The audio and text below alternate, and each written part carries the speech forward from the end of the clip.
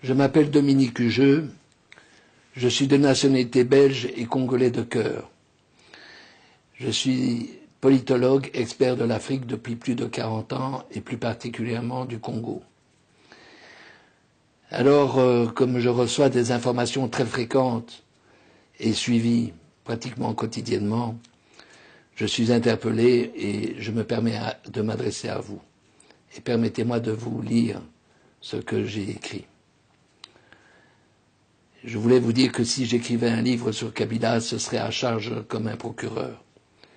Joseph Kabila, le pseudo-président de la République démocratique du Congo, que je baptise République sanguinaire du Congo, la RSC, n'a plus la légitimité constitutionnelle depuis le 19 décembre 2016.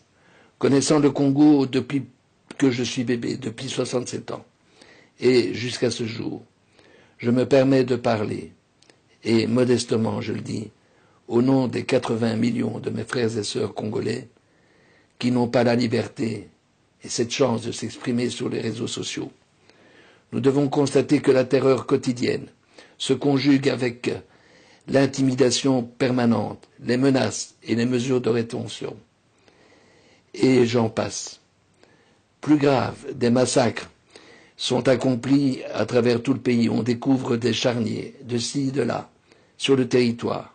Le plus connu est celui de Maluku, découvert le 19 avril 2015, 3 mois après qu'il y ait eu une manifestation à Kinshasa qui a été fortement réprimée. Quand on a découvert le charnier où il y avait plus de 400 corps, femmes, enfants, hommes, il y a eu une émotion internationale et l'ONU ainsi que l'Union européenne et M. Didier Reynders, ministre belge des Affaires étrangères et vice-premier ministre, à l'unisson, ont déclaré qu'il fallait qu'une commission d'enquête internationale soit immédiatement diligentée.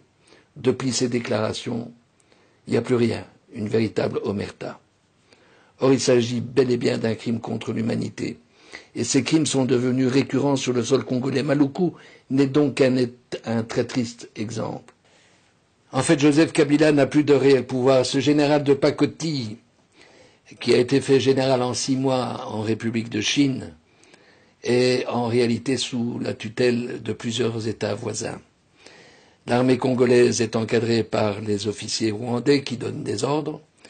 La République sanguinaire du Congo, telle que je l'ai baptisée, n'a plus de souveraineté, cette souveraineté chérie par le peuple congolais.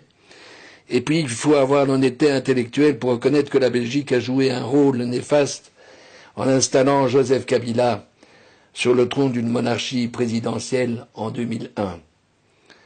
Alors, avec toute l'humilité, en tant qu'expert et analyste de l'Afrique depuis tant d'années, et contrairement à mes convictions sur l'ingérence dans les affaires intérieures d'un pays comme en Côte d'Ivoire en 2011 ou en Libye durant la même année, j'adresse très humblement et solennellement une supplique aux 5 chefs d'État, membres permanents du Conseil de sécurité, à savoir Madame Theresa May et Messieurs Trump, Macron, Poutine et Xi Jinping, ces 4 derniers étant présidents de la République de leur pays, afin qu'ils s'accordent pour dégager et ce manu militari Joseph Kabila.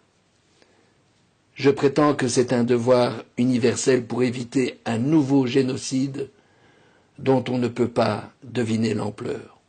Je leur demande de le remplacer pour une période transitoire de 2 ans par un homme qui a une grande expérience politique, qui soit intègre, connu, apprécié par ses compatriotes, et figurez-vous, il y en a encore.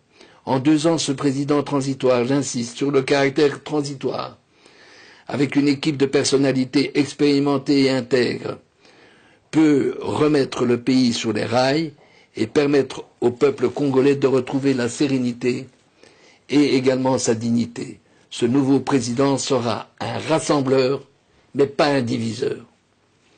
Quant à Kabila, il y a suffisamment de preuves afin qu'il soit déféré devant la Cour pénale internationale sous l'inculpation de crimes contre l'humanité et crimes économiques.